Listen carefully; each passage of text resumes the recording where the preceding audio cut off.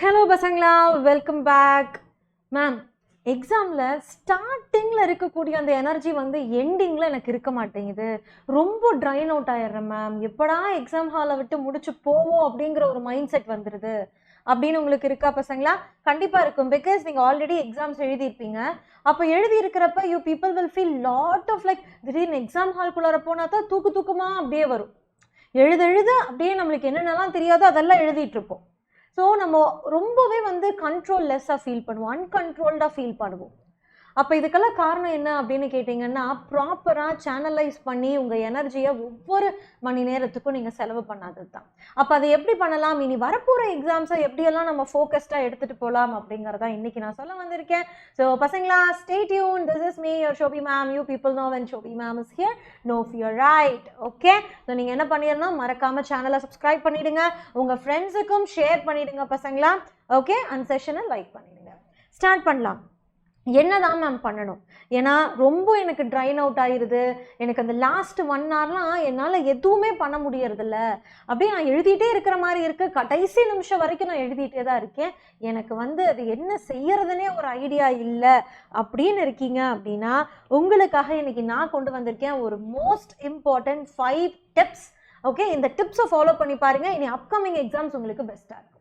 Okay, ஏன்னா இதை நான் எக்ஸாமுக்கு முன்னாடி சொல்லியிருந்தேன் அப்படின்னா, சில பேர் அது ஆல்ரெடி தெரிஞ்சவங்க அக்செப்ட் பண்ணியிருந்திருப்பாங்க, சில பேர்த்துக்கு வந்து அது ஒரு ஃபீலிங்கே இல்லாத மாதிரி இருந்திருக்கும். அதனால தான் இப்போ உங்களுக்கு இதை நான் எடுத்துகிட்டு வரேன். இனி வரப்போகிற எக்ஸாமை ரொம்பவே பிளான் பண்ணி எழுதுங்க.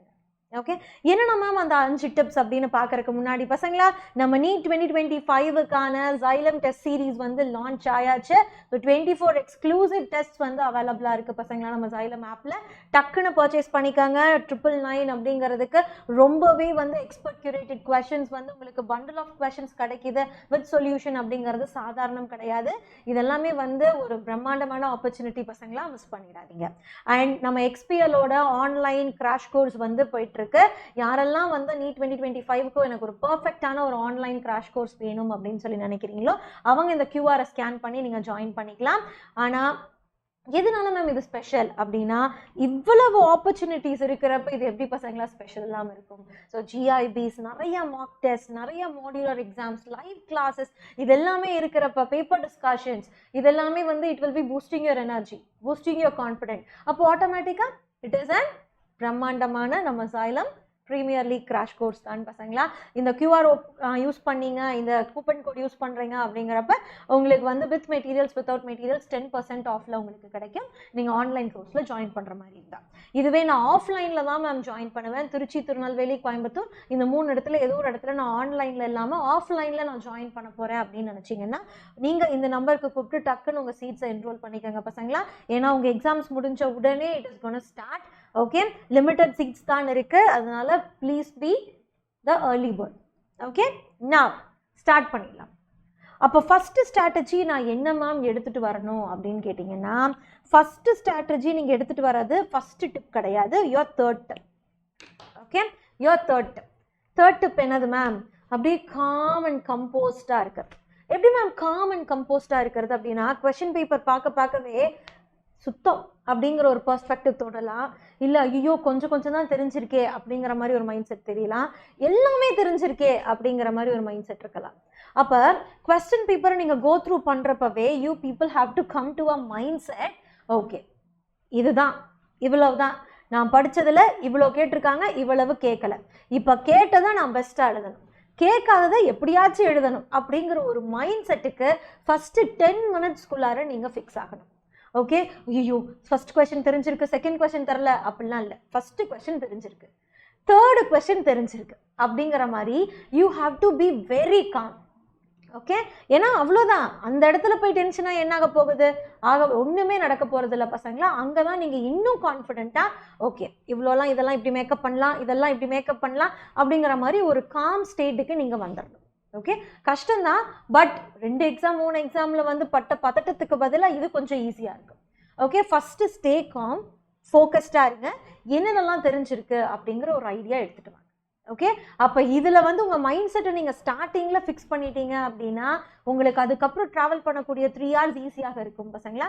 இவ்வளோ தாண்டா எனக்கு தெரிஞ்சிருக்கு, இதை நான் பாஸ் ஆகிற லெவலுக்கு எழுதணும், இதை நான் 80 மார்க்ஸ் வாங்குற அளவுக்கு எழுதணும், ஓகே, அப்போ இந்த மாதிரி நீங்கள் என்ன பண்ணணும், you have to elevate your mind set. இதை தான் நீங்கள் ஃபஸ்ட்டு பண்ணணும். So this step is going to be the major tip. அடுத்தது என்ன மேம் டிப் நீங்கள் சொல்ல போகிறீங்க அப்படின்னு கேட்டால், next tip is the tip number 1, which is உங்கள் எக்ஸாம் பேப்பரில் நீங்கள் இந்த ஆர்டரில் தான் எழுதணும், இப்படி ஆர்டரில் தான் எழுதணும் அப்படிங்கிற மாதிரி எந்த ஒரு க்ரைட்டீரியாவும் இல்லை பசங்களா.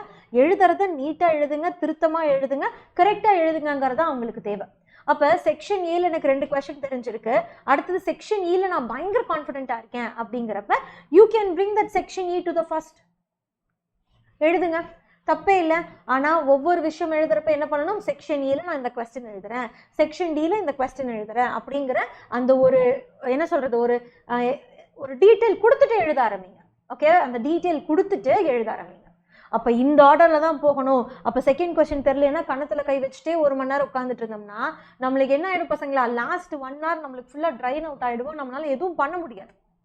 ஸோ என்ன பண்ணுங்க பசங்களா, எதெல்லாம் நீங்கள் கம்ஃபர்டபுளாக இருக்கீங்களோ, எதெல்லாம் வந்து பாஸ் ஆகிறதுக்கு இந்தந்த கொஸ்டின்லாம் நான் மேக்கப் பண்ணி எழுதிடுவேன் அப்படின்னு நினைக்கிறீங்களோ அது எல்லாத்தையுமே ஃபஸ்ட்டு சேனலைஸ் பண்ணி எழுத ஆரம்பிங்க. ஓகே, அது எல்லாத்தையும் நீங்கள் சேனலைஸ் பண்ணி எழுத ஆரம்பிங்க. நெக்ஸ்ட்டு எல்லாத்துக்கும் பிரச்சனை ஆகிறது என்னென்னா, நான் சேனலைஸ் பண்ணி எல்லாம் எழுத ஆரம்பிச்சிட்டேன், மைண்ட் செட்லாம் வச்சுட்டேன், ஆனால் எனக்கு டைம் பற்ற மாட்டேங்குது அப்படிங்கிற ஒரு டவுட் தான். ஏன் பத்தாமல் போகுது? ஒரு 3 மணி நேரம் எக்ஸாமை ரொம்ப வந்து ஃபஸ்ட்லேருந்தே ப்ராக்டிஸ் பண்ணிட்டு வர பசங்க வந்து செக்ஷன் ஏக்கு இவ்வளோ டைம், செக்ஷன் பிக்கு இவ்வளோ டைம், டிக்கு இவ்வளோ டைம், இக்கு இவ்வளோ டைம்ங்கிற மாதிரி டைமிங் வச்சுருப்பாங்க. ஆனால் நம்ம அந்த அளவுக்கு ரொம்பவே ப்ராப்பராக போக தேவையில்லை. அட்லீஸ்ட் 3 மணி நேரம் எக்ஸாமை நான் 2.5 மணி நேரத்தில் முடிச்சாகணும்.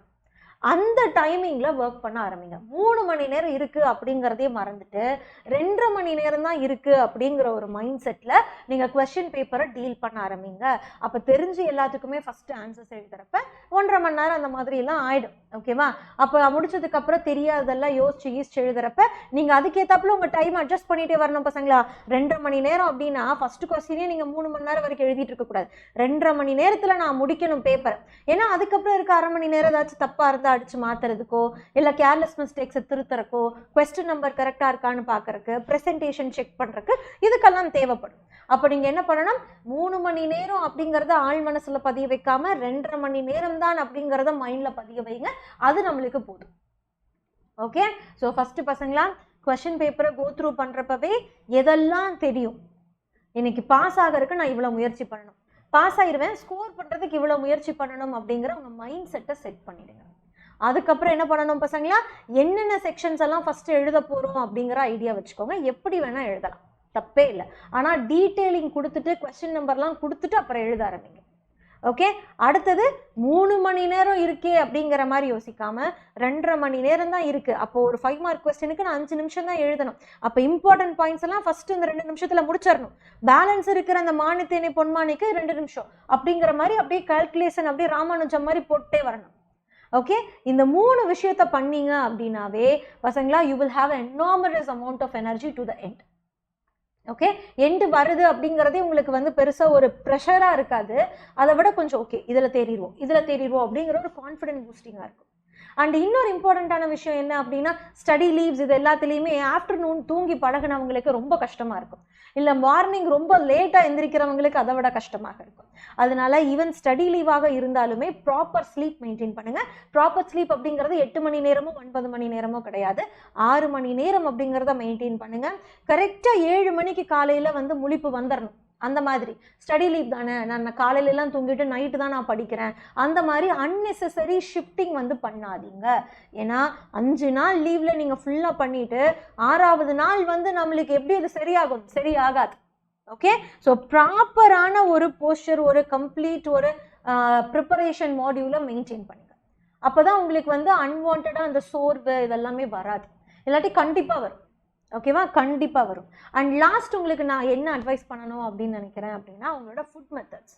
ஓகே, காலையில் வந்து சில பேர் எக்ஸாம் சென்டருக்கு ட்ராவல் பண்ணி போய் ரொம்ப தூரத்தில் இருக்கிற எக்ஸாம் சென்டரில் எழுதுவீங்க. சில பேர் வீட்டுக்கு பக்கத்துலேயே இருக்கும். அன்னைக்குன்னு பார்த்து அம்மா பிடிச்சது செஞ்சு வச்சுருப்பாங்க. அண்ட் இல்லை எனக்கு ரொம்ப ஸ்ட்ரெஸ்டாக இருக்குது அப்படின்னு சொல்லி சாப்பிடாம போகிறது, இது எல்லாத்தையுமே வந்து நீங்கள் லூப்பில் வச்சுருக்கணும். ஓகே, ரொம்பவே வந்து நான் உங்களை வந்து அப்படியே வந்து டயட்டீஷியன்ட்ட போய் பிளான் வாங்கி அப்படியெல்லாம் கிடையாது பசங்களா. இருக்கிறத அளவாக சாப்பிட்டுட்டு போங்க. மயக்கம் வரக்கூடாது, பசிக்கக்கூடாது, ஓகே, அந்த அளவுக்கு சாப்பிட்டுட்டு போங்க. தூக்கம் வர அளவுக்கு கழுத்து வரைக்கும் சாப்பிட்டுட்டு போய் எக்ஸாம் ஹாலில் உட்காந்தீங்கன்னா அமைதியாக இருக்கிறதுக்கு தூங்க தான் முடியும். ஓகே, அதனால இதை எல்லாத்தையுமே பிளான் பண்ணிக்கோங்க. காலையில் வீட்டில் என்ன செய்கிறாங்களோ அதை கரெக்டான அளவில் சாப்பிட்டுட்டு போங்க. வெறும் வயிற்றோட எக்ஸாம் ஹாலுக்கு போகக்கூடாது. சில பேர் ரிச்சுவலாலாம் வச்சுருப்பாங்க, நான் வெறும் வயிற்றில் போனாதான் மேம் எனக்கு வந்து நல்லதாக நடக்கும் அப்படின்னு நினச்சிக்கிறவங்க பிரச்சனை இல்லை. ஆனால் உங்களோட எனர்ஜி ரொம்ப சீக்கிரமாக ட்ரைன் அவுட் ஆகிடும் பசங்களா. அதுவும் வெறும் வயிற்றில் கொஞ்சம் ப்ரெஷர் ஆக ஆரம்பிச்சோம் அப்படின்னா அப்படியே ஃபுல்லாக பிளாக் அவுட் ஆகிடும். அதனால் அதெல்லாம் பண்ணாதீங்க. என்ன இருக்கோ அதை கரெக்டான அளவில் சாப்பிட்டுட்டு நீட்டாக போங்க. ஏன்னா இந்த 5 நாளில் பண்ணாதான் நான் இன்னைக்கு 1 நாளில் பண்ணிடுவேனா அப்படிங்கிற மாதிரி. ஹைட்ரேட்டிங்காக இருங்க அப்படின்னதுக்கு பல பேர் அப்படியே குடங்குடமாக தண்ணியை குடிச்சிட்டு ரெஸ்ட் ரூமுக்கு அலைஞ்சிட்டு இருப்பாங்க. அதெல்லாம் பண்ணக்கூடாது. நாக்கு வரலாமல் பார்த்துக்கணும், அவ்வளோதான் ஹைட்ரேட்டிங். ஓகே, அவ்வளோதான் ஹைட்ரேட்டிங்.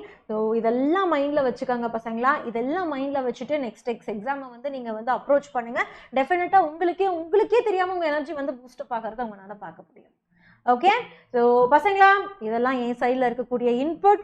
நான் எப்படி எக்ஸாம்ஸ்க்கு ப்ரிப்பேர் பண்ணேன், என் ஸ்டூடெண்ட்ஸ் எப்படி எக்ஸாமுக்கு ப்ரிப்பேர் பண்ணுறாங்க அப்படிங்கிற மாதிரி ஒரு இன்புட். இதில் நீங்கள் என்ன சேஞ்சஸ் வேணாலும் பண்ணிக்கலாம், உங்களோட வைப்ரேஷனுக்கு ஏற்றாப்புல, உங்களோட வேவ் லென்த்துக்கு ஏற்றாப்புல, தட் டசன்ட் மேட்டர். பட் எதுவுமே பண்ணாமல் அசால்ட்டாக ஸ்கிப் பண்ணிடாதீங்க. ஓகே, ஐ ஹோப் இந்த செஷன் உங்களுக்கு ஒரு ஐ ஓப்பனராக இருந்திருக்கும் அப்படின்னு நினைக்கிறேன் பசங்களா. All the very best, rock பண்ணுங்க. இவ்வளோ நாள் என்னமோ அதுதான். ஓகேவா? ஸோ ஸ்ட்ராங்காக போய் எழுதுங்க பசங்களா. தெரியற கொஸ்டினுக்கு 1 மார்க் கூட போகக்கூடாது, அந்த மாதிரி போய் எழுதிட்டு வாங்க. ஓகே, யாரையும் ஃபெயில் பண்ணணும் அப்படிங்கிற எண்ணத்தில் ஒரு கொஸ்டின் பேப்பரோ எதுவுமே கொடுக்க மாட்டாங்க. ஏதாச்சும் ஏறத்தாழ இருந்தது அப்படின்னாலுமே வந்து சரி பண்ணிடுவாங்க. ஓகே, அதனால அதெல்லாம் நினச்சி கஷ்டப்பட்டுக்காதீங்க, ஓவர் திங்கிங் வச்சுக்காதீங்க. Avoid all these things. நான் எதெல்லாம் அவாய்ட் பண்ண சொன்னோ அதெல்லாம் அவாய்ட் பண்ணுங்க. ஆல் த வெரி பெஸ்ட் பசங்களா. Rock your exams. ஓகே, யாரெல்லாம் இன்னும் சேனலை சப்ஸ்கிரைப் பண்ணலையோ சப்ஸ்கிரைப் பண்ணிவிடுங்க. செஷனை லைக் பண்ணாதவங்க லைக் பண்ணிவிடுங்க. உங்கள் ஃப்ரெண்ட்ஸுக்கும் ஷேர் பண்ணிவிடுங்க பசங்களா.